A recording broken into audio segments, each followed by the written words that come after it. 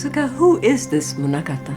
He is a Japanese artist. He was born in the early 20th century, 1903, and he lived until the mid-70s. So, he lived through a huge changing time in Japan. There's the two world wars, earthquakes, and I think what makes him sort of a really exciting artist is that he was living and producing art at this time where he was getting so much influence from America, from across Europe and things like that, but interpreting it in his own Japanese style, rather than, the artists of the Edo period, where everything was purely Japanese, and you sort of had to be Japanese.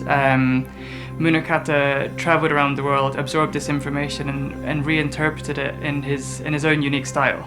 So, tell me, they look like prints to me, but they're not numbered. So yeah, exactly. He was an artist in the sort of traditional sense. He did everything from paintings. He even dabbled in ceramics, and of course, printmaking is what he's most known for, and that was woodblock printmaking.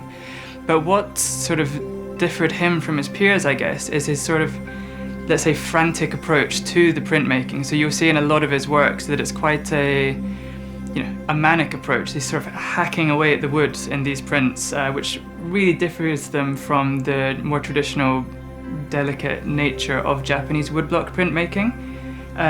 The prints that I have are lithographs, so they were produced with his long-term partner Yasukawa. So he worked with them, I believe, from the early 60s. They would produce a set of 12 prints every year and send them out to friends, family, colleagues of Yasukawa as sort of, gifts, souvenirs and things like this. But they were always produced from the highlight 12 works from that year. So we've managed to pull together a really nice collection here from the early 70s all the way through to the late 90s. So we have some posthumous lithographs as well. So you mentioned that he was different. In what way, Kerr, is he different from the traditional woodblock print artists? I mean, you've said that it's much more sort of manual and less, precious and refined in many ways, and that has a wonderful energy to it, and that's very obvious in his prints.